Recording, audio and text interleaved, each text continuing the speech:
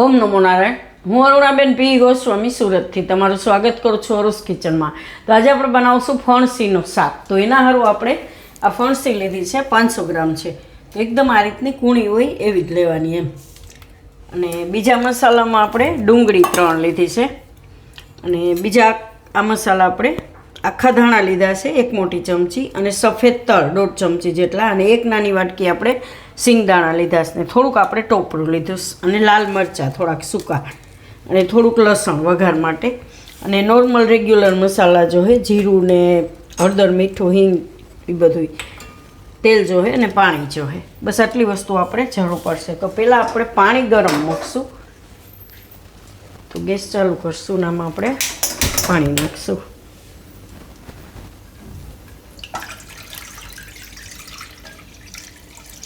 તો પાણી ગરમ થાય ત્યાં સુધીમાં આપણે આ ફણસી છે એને પહેલાંથી જ આપણે ધોઈ નાખી છે. તો આને આપણે કટ કરી લેવું.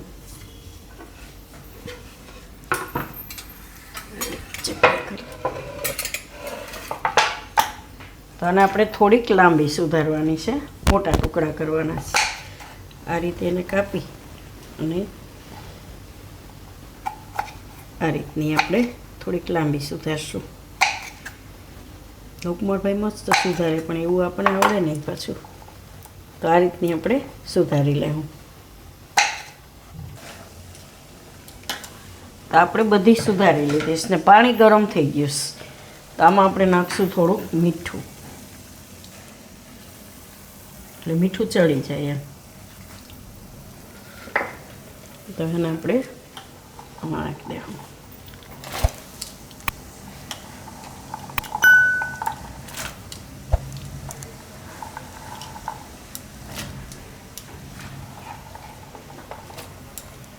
તો આ શાકને તમે ગમે ત્યારે બનાવી શકો, ટિફિનમાંય તમે બનાવી શકો, અને ઘરે ખાવાય બનાવી શકો એમ. આને પાકવા દે હું હવે. ત્યાં સુધી બીજી તૈયારી કરી લેવું. ડુંગળી સુધારી લેવું.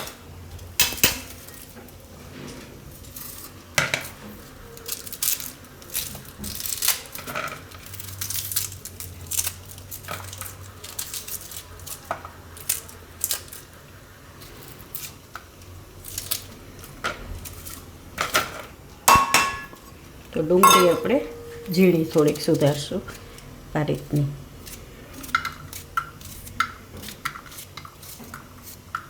તો ડુંગળી આપણે સુધારી લીધી છે. તો હવે આ ફણસી છે એને આપણે બીજા ગેસ ઉપર રાખી દેવું. બીજા મસાલાની તૈયારી કરશું.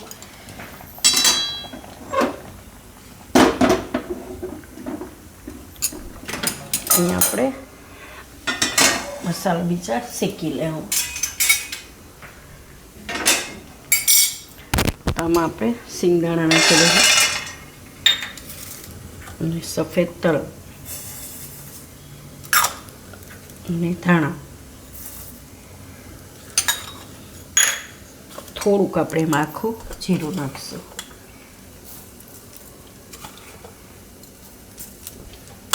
અને આપણે શેકી લઈશું.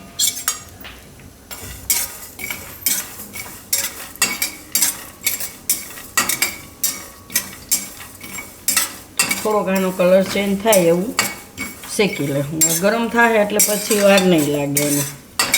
તલને એકદમ સરસ ફૂટવા માંડશે બધું. ટોપરું આપણે થોડીક વાર પછી નાખશું, કેમ કે એને વાર ન લાગે એટલે.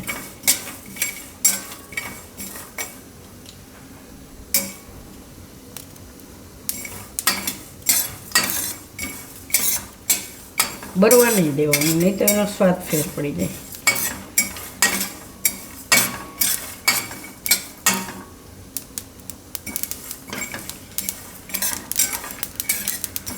ગેસ ધીમો કરી દેવાનું. પછી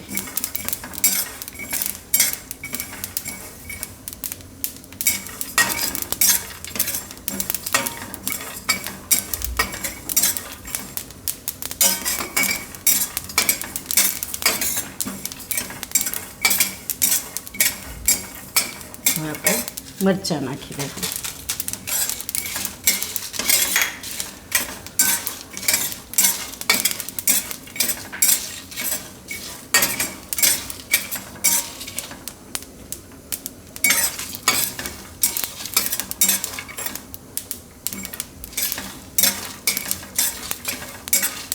હવે ટોપરું નાખી દઉં.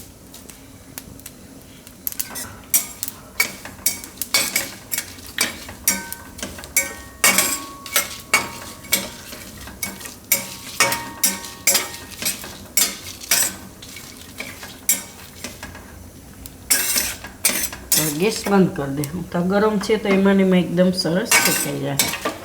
નીચે ઉતારી દે. અને થોડુંક ઠંડુ થવા દે. હું આપણે બીજા વાસણમાં આપણે કાઢી લઈએ એટલે જલ્દી ઠંડુ થઈ જાય. અને આપણે કાઢી લઈશું.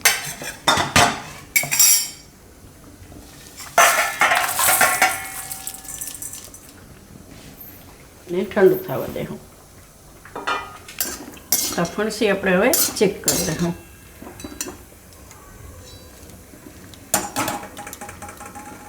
તો સરસ પાકી ગઈ છે. આ રીતની પાકી જવી જોઈએ. ખાઈ તો કાચી ના લાગવી જોઈએ એમ. હા, ગેસ બંધ કરી દે. હું અને આપણે કાઢી લઈશું. આ રીતે કોઈ પણ એક જારીવાળું વાસણ હોય એમાં, એટલે પાણી એનું નીતરી જાય બધું.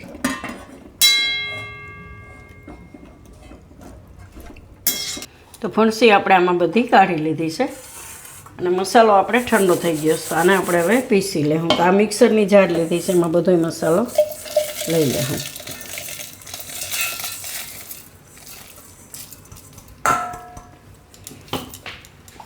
આને પીસી લેવું. તો મસાલો આપણે પીસી લીધો આ રીતનો. હવે આપણે વઘાર કરી લેવું. તો ગેસ ચાલુ કરશું. આમાં આપણે તેલ નાખીશું. તેલ ગરમ થવા દેવું. તો અડધા ચમચા જેટલું આપણે તેલ નાખ્યું છે. તેલ ગરમ થાય ત્યાં સુધીમાં આપણે જે લસણ રાખ્યું હતું એને આપણે આ રીતે ટુકડા કરી લેવું.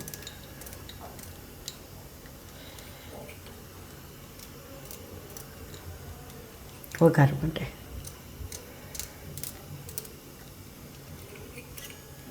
તો લસણ આપણે ટુકડા કરી લીધા છે. ને તેલ આપણું ગરમ થઈ ગયું છે. તો એમાં આપણે થોડીક રાઈ નાખીશું.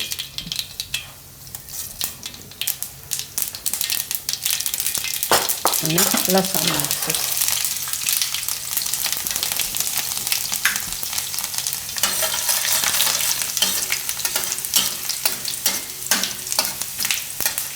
થોડુંક લસણ આ રીતે લાલ થવા દેવાનું. થોડીક એમાં આપણે હિંગ નાખીશું અને ડુંગળી નાખી દઈશું.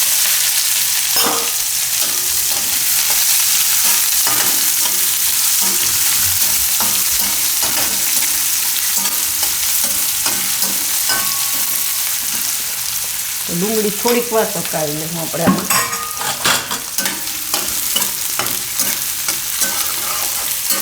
આ રીતનું પોળું વાસણ હોય ને એમાં શાક બનાવવાની મજા આવે અને બને એકદમ સરસ. બધી બાજુથી સરસ પાકે ને હલાવવાની મજા આવે એમ. અને જાડું છે તો એકવાર ગરમ થઈ ગયા પછી ઘાયઘા પાકશે આમાં. જાડું વાસણ હોય ને એકવાર એને ગરમ થતા વાર લાગે, પણ પછી ગરમ થઈ ગયા પછી એને બનતા વાર ન લાગે એમાં એમ.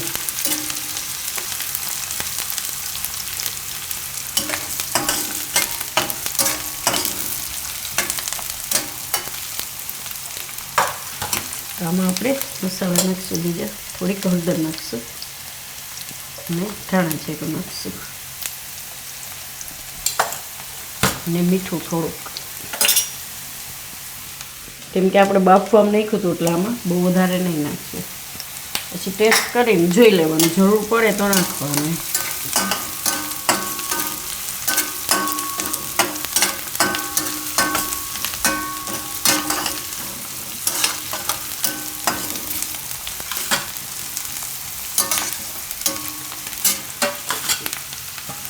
હવે આમાં આપણે આ ફણસી નાખી દઈશું બાફેલી.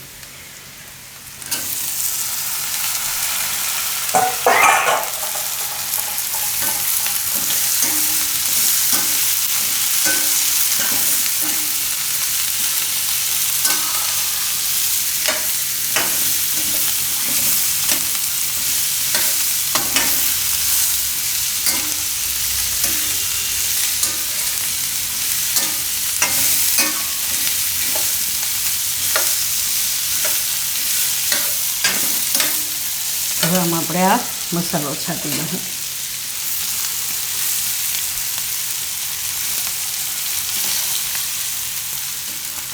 લાલ મરચાં આપણે આમાં નાખ્યા છે એટલે આપણે આમાં અંદર નથી નાખ્યા શાકમાં, કેમ કે આમાં આપણે પીસવામાં મસાલા નાખ્યા છે લાલ મરચાં, એટલે ગેસ ધીમો કરીને બધું મિક્સ કરી લઈશું.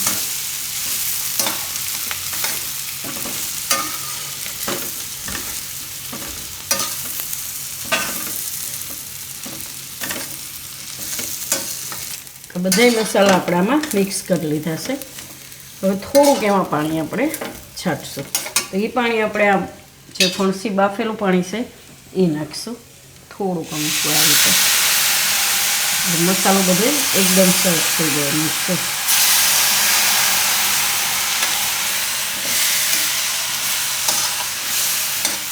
સૂકું જ કરવાનું છે, તો થોડુંક આમાં નાખીએ એટલે મસાલો એકદમ સરસ મિક્સ થઈ જાય આમાં, ને હાવ છૂટું ન લાગે એમ.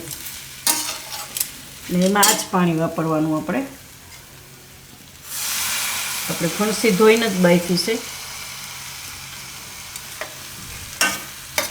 થોડીક વાર આને પાકવા દે હું, 1 થી 2 મિનિટ વચ્ચે વચ્ચે હલાવતા રહેવું. અને આપણે થોડીક વાર પકાવી લીધું છે ને. મેં ટેસ્ટ કર્યું, થોડુંક મીઠું ઓછું લાગે છે, તો થોડુંક નાખી દે હું. મસાલો આવે ને એટલે થોડુંક ઓછું લાગે આપણે. અને આ રીતનું જ બનાવવાનું, એકદમ મસ્ત લાગશે. ભાત આયરે તમે ખાઈ શકો અને પરોઠા ભાખરી કોઈ પણ આયરે ખાઈ શકો એમ. અને સાઈડમાં તમે સંભારાની જેમ બનાવી શકો. ઘણીવાર એવું હોય કોઈ મહેમાન આવ્યું હોય તો કંઈક અલગ બનાવવું છે, તો આ રીતે સંભારાની જેમ તમે ફણસીનું આ રીતનું સર્વ કરી શકો. આપણે કેમ કે મહેમાન હોય એટલે 2 શાક ને સંભારાની રીતનું બનતું હોય એમ, તો આ રીતે તમે બનાવી શકો. તો હવે ગેસ બંધ કરી દે હું. અને હવે નીચે ઉતારી લે હું.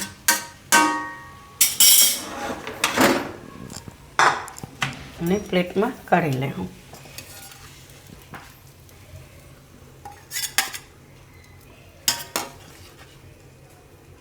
નેહા બેને આઈડિયો દેતી રહેતી હોય એમ કે આવું સંભારાની જેમ બનાવી શકીએ એમ.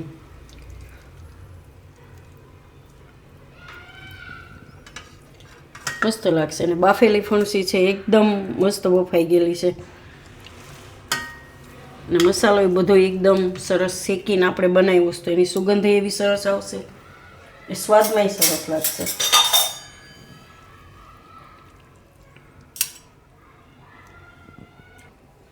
તો તૈયાર છે આપણું ફણસીનું શાક. તો જો તમને મારી આ રેસીપી પસંદ આવી હોય તો એને લાઇક કરજો, શેર કરજો અને મારી ચેનલને સબસ્ક્રાઈબ કરજો. અને બેલ આઇકન દબાવવાનું ના ભૂલતા. કમેન્ટ કરીને કહેજો કે તમને કેવું લાગ્યું આ ફણસીનું શાક.